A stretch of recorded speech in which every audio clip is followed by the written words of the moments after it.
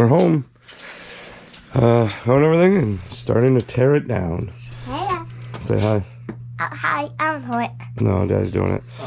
So we're gonna get it apart. We're gonna assess all the damage. We're gonna see what we need to get back out there. It's really hard to see, but like you see the shiny parts. The hose is burnt. You can see it there. See how shiny it is? Those got to get replaced. You can see the valve cover got a hit. The coils are gonna go in the garbage. The whole sides of them are melted. You can see the wires are all sooted up. You can see the strut tower, the valve cover. Yeah, so draining the water out of it. Got the water out of the intercooler, got the water out of the radiator. I feel like absolute dog shit. So we're gonna go as far as you can and see how far we get with this tonight. Don't break that. So I'll probably just time lapse this.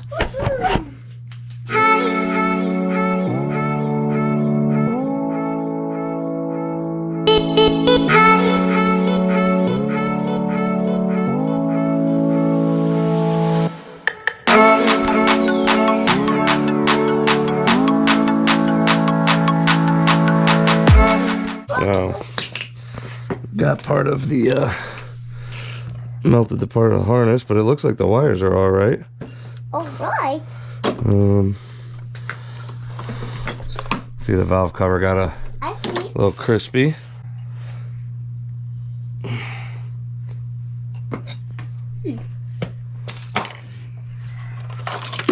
Huh. There's some cracks on the coils. I don't know if you can see that there. The crack there, crack there. I mean, the coils are charred. So. And my twisters. I'm doing my twisters. Be this one, Pete. I will. Oh. This one's too small. You started with my hook. Careful.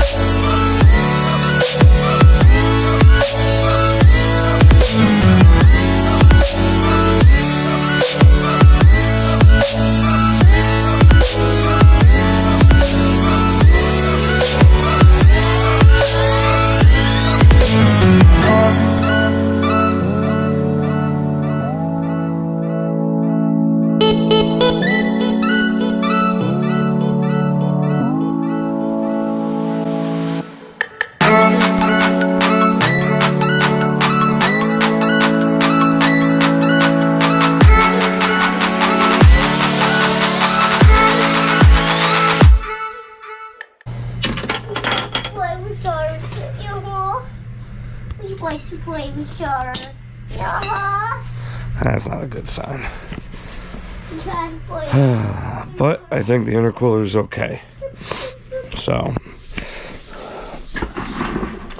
I was worried about metal coming up in here and beating up this core. I gotta pressure test it and clean it out. But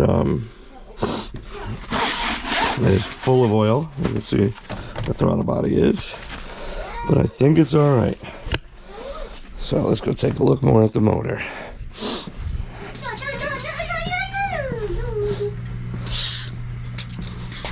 No! You can't just go here now.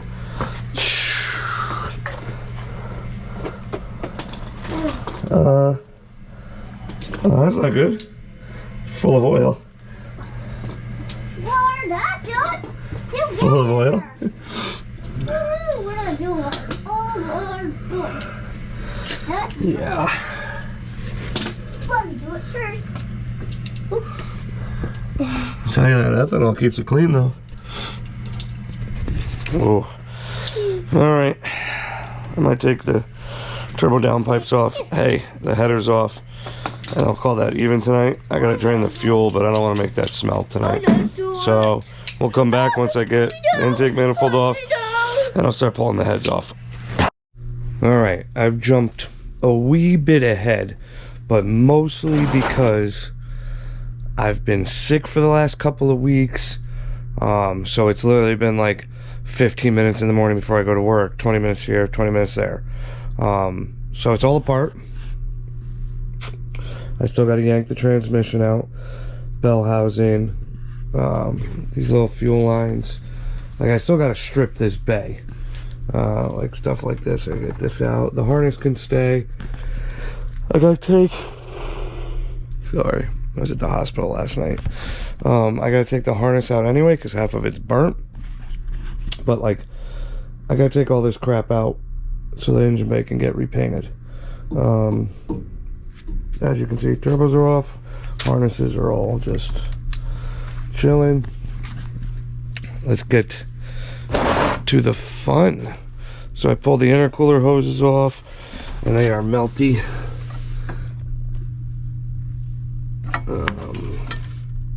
You can see there, pile of parts. You can see how nasty the collectors are. Full of oil. You can see oil all over the floor. I mean, oil everywhere.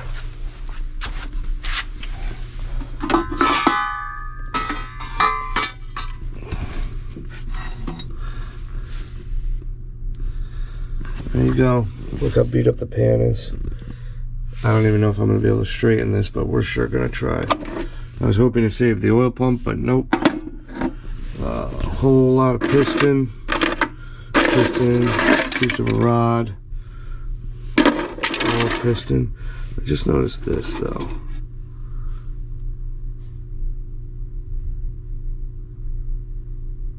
Oh, what the hell that is? Is that my dipstick?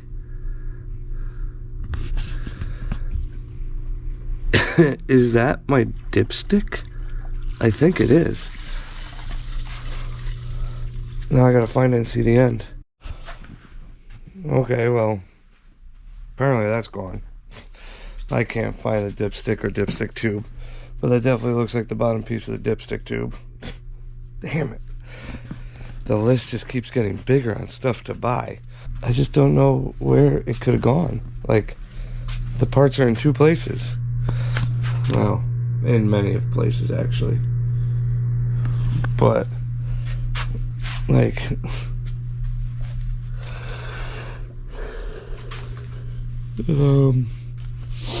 anyway, I saw the oil pan. You see the amount of piston and block, and this is block right here.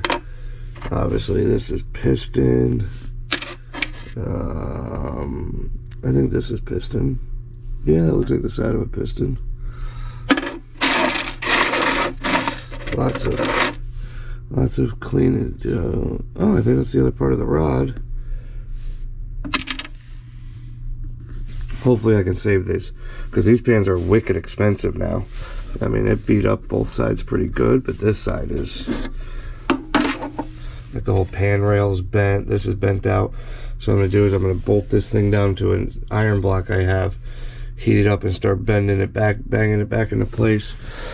Hopefully that's savable. Pretty much everything's trash. Got the cam.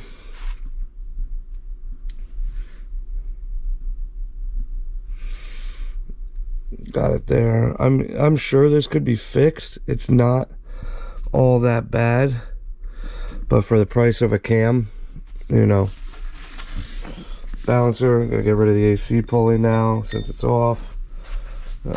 Started making bags here for all the bolts, because it's gonna be down a little while. Oh, you know what? I know exactly where my dipstick is. I started putting all parts in here. There it is. No, it's not my dipstick, because there's the bottom.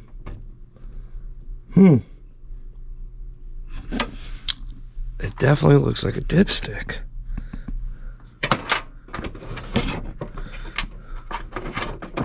Yeah. I really don't think I broke off a dipstick. I don't remember any of that. Then we started filling drawers with parts. Look how crusty those are. Ugh. But all those coils are garbage. All the spark plug wires are garbage. I'm gonna have to have either the covers polished or coated. I don't want them coated. I'm hoping the alternator is good. It got a bunch of oil in it. Timing set's fine. Head studs. Oh, while I have this open, on 3 more washers.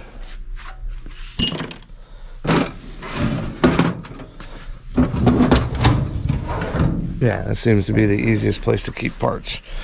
Alright, so on to the fun. This is what happened to the blanket. You see both straps are broken. That's why the blanket came down. These were just chilling. So this is the passenger head. So number 2, is this number 2? Yes, number 2 kicked first, because that's the side you saw the fire on first. But the head doesn't look, this head is fine. It's got a couple of small nicks in it, but other than that, you know, maybe a little nick of the valve right there on the piston, but other than that, that head's fine. This side is what really got it. So this is number 1 right there. Oof. All in all, it's not terrible.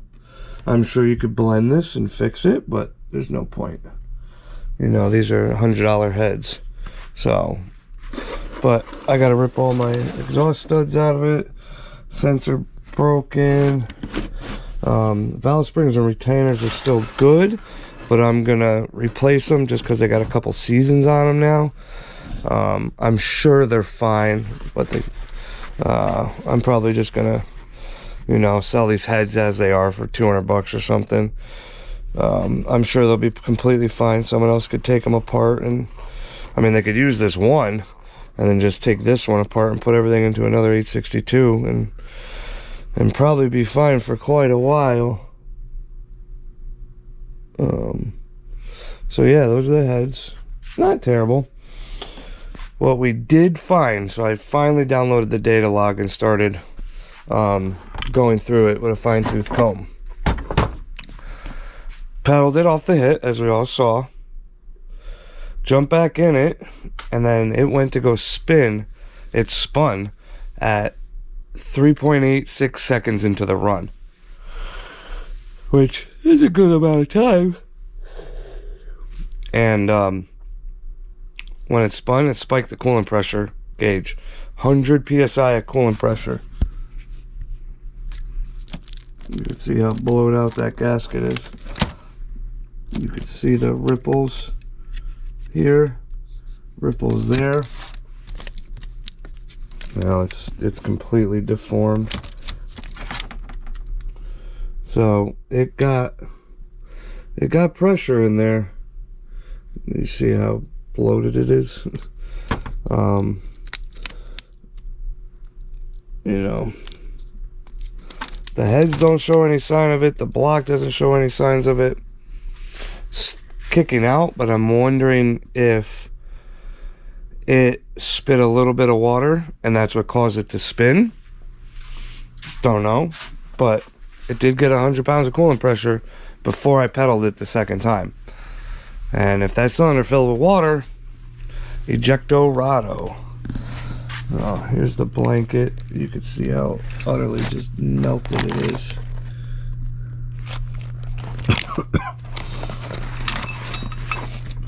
What? There's the block. One lifter's still completely stuck in there. I can't get it out. The other one I had to hammer out. There's 2 stuck lifters. I'll show you it here. 14 came out. No problems.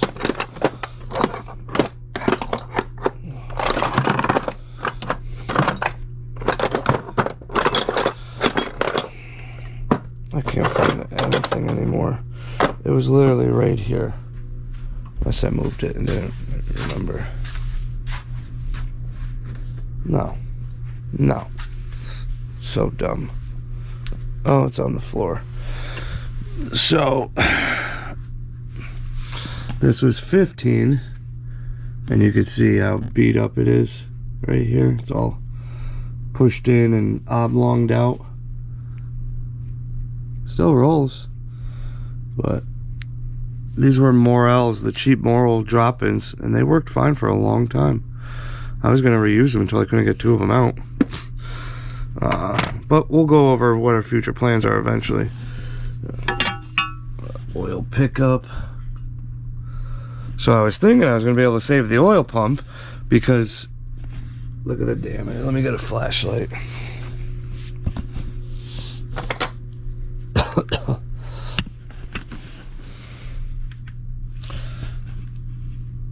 See how gaping that hole is?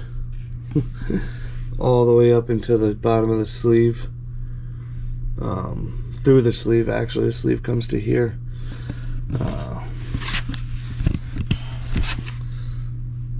So yeah, we did it good. We did it good. But this right here is the main oil feed from the pump. Right here, boom, straight down. And I blew the oil pickup. So I thought, I'm like, well, if there's no oil feeding, there's no oil getting picked up.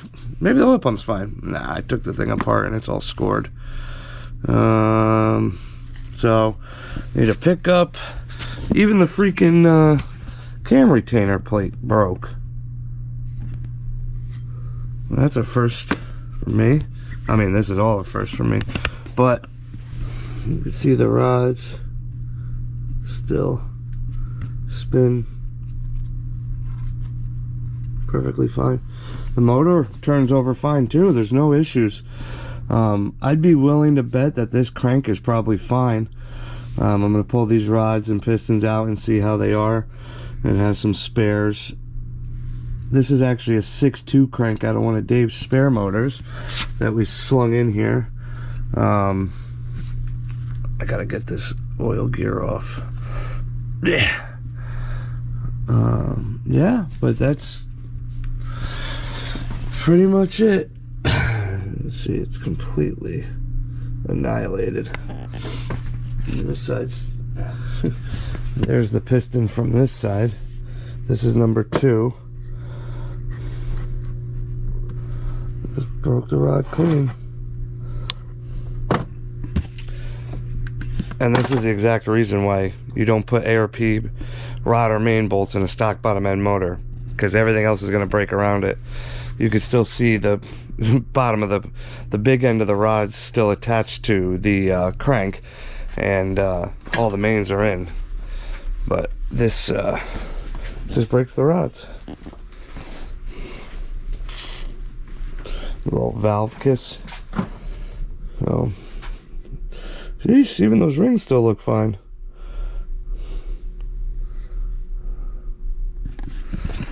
That's funny.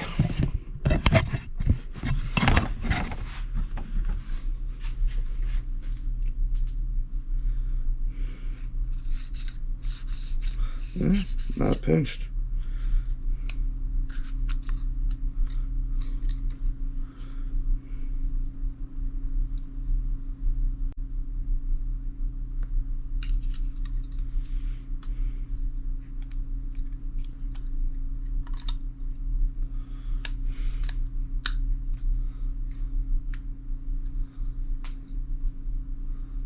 Well,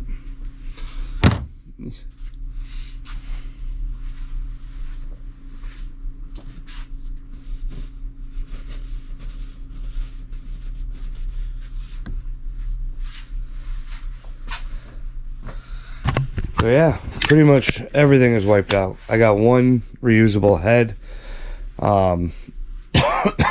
but cam's gone, the other head's gone, the whole bottom end is gone, everything. Like I said, I'm hoping I could save the oil pan.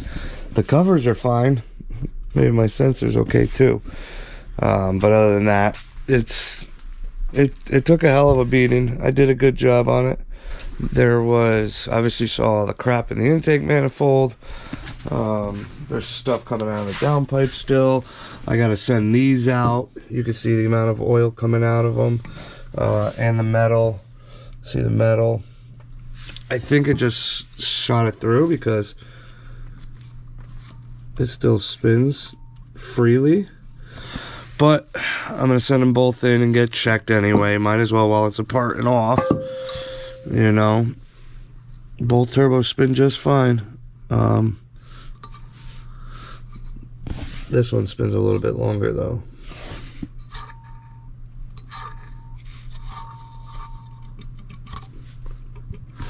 So we'll send those in later this winter. I gotta wash my hands. Like I was saying, I'll send those in later this winter. My goal right now is to get a motor together. I do have an aluminum short block sitting here that needs to be gone through. I picked that up over the summer for cheap. I know nothing about it, but it was going to be the spare for the green car. This was to get built, just wasn't on this timeline. So Gen 4 aluminum. I gotta tear it. I gotta tear it all down. I literally bought it, stuck it on the sand. I know nothing about it. A little bit of rust forming on the walls here, but I don't feel it. It just... So I gotta get to this sooner than later, apparently, before it gets bad. But we're gonna build the motor now. I'm not gonna go crazy. I'm not putting no Cali's Ultra Magnum crank in this and freaking I-beam billet steel I-beam rods. I'm not doing all that. This thing's gonna get a K1 crank, K1 rods. I'm hoping the Weisco pistons out of my last built motor will be fine. You know, same cam is going back in it, same oil pump. All that's gonna go back in it, cleaned up. I'm probably gonna get a set of AFR enforcer heads. I'm not looking to put together a $10,000 motor. Like, I want to be into this thing 5-6 grand. I went 5.0s with a bone stock motor with a cam and valve springs, pretty much. So if I can build a reliable 480 motor, which I think it would have went 480 as it sat. I mean, it went 143 in the 8th. So it should have gone 480s. I just could never get a complete pass together. So if I could build a reliable 480 motor and not be so scared, I mean, I knew it was on borrowed time. So we're going to put this whole thing together. I'm going to spray these cylinders down with PB Blaster right now. Put that thing whole together over this winter. And hopefully get back out there.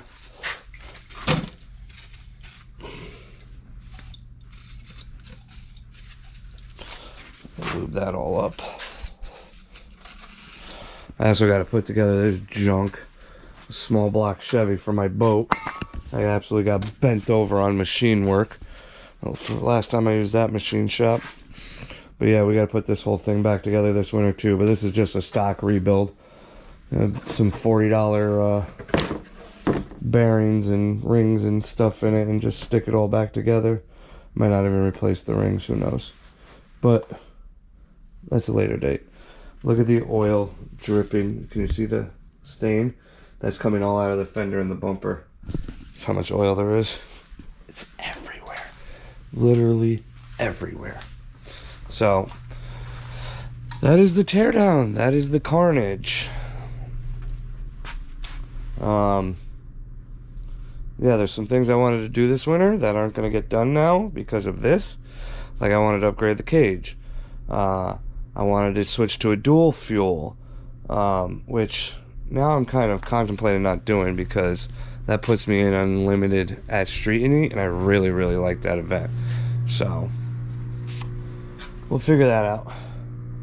Finish tearing that apart, and I don't know, maybe the next video will be tearing the rest of that apart, cleaning that all up, getting it prepped to go to get repainted. So get in your garage, grab a cold drink, get to work on your hot rod. Have a good night, guys.